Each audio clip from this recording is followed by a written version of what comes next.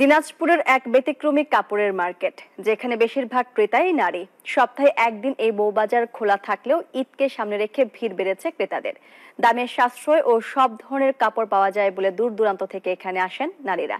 আর নিরাপদ কেনাকাটায় তৎপর রয়েছে আইন শৃঙ্খলা বাহিনীও। ফখরুল হাসান পলাশের তথ্যচিত্রে ডেস্ক রিপোর্ট। দিনাজপুরে রমজানের প্রথম থেকে জমে উঠেছে বউবাজার। সকাল থেকে দুপুর পর্যন্ত বাজারে নারী ক্রেতাদের উপচে পড়া ভিড়।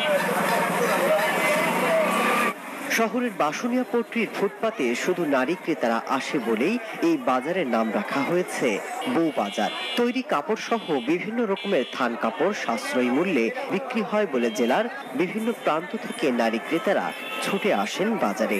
শুধু কাপড় নয়, কসমেটিক, জুতা, ব্যাগ সহ বিভিন্ন পণ্য নতুন করে যুক্ত হয়েছে এই বাজারে। ঈদের কেনাকাটা করার জন্য আসি বউবাজারে। পিস নিলাম, বাচ্চার কাপড় নিলাম, আমার ছেলের কাপড় নিলাম। বাজারে তো একটু দাম কম, এই জন্য সবাই আসে। বউবাজারে আসছি, আমরা কাপড় কিনছি। পুরুষের পাশাপাশি নারী বিক্রেতারাও রয়েছেন এই বউবাজারে। তবে দিন যত ঘনিয়ে আসবে ক্রেতা উপস্থিতি বাড়বে বলে জানান বিক্রেতারা। যে থ্রি পিস আমরা বেচতেছি মনে করেন 600 টাকা করে, সেটা মার্কেটের দাম হলো আপনার 800 টাকা 900 টাকা। আমাদের ঈদ সামনে রেখে আমরা নিত্য নতুন কালেকশনের বিপুল সমাহার করেছি। আমাদের এই ঈদে মোটামুটি এই বউবাজারে কাপড় মনে হয় সুলভ মূল্যে পায়, ভালো কাপড় পায়।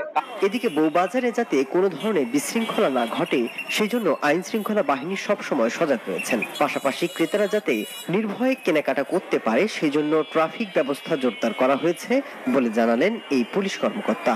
উপলক্ষে বাজারের গুরুত্ব বেড়ে গেছে, বাজার জোরদার হয়েছে। এর জন্য আমাদের পুলিশের পক্ষ থেকে নজরদারি আছে, ট্রাফিক ব্যবস্থা বজায় রাখা আছে, যাতে না লাগে, এবং পুলিশের পক্ষ থেকে পুলিশ মোতায়েন করা আছে। 17 বছর আগে মাত্র 5 থেকে 7 জন দোকান কর্মচারীর উদ্যোগে শুরু হওয়া এই বাজারে এখন দোকান রয়েছে শতাধিক। শুধু সপ্তাহে ছুটির দিন শুক্রবারে বসে কাপড়ের এই বাজার। Desk report, news 24।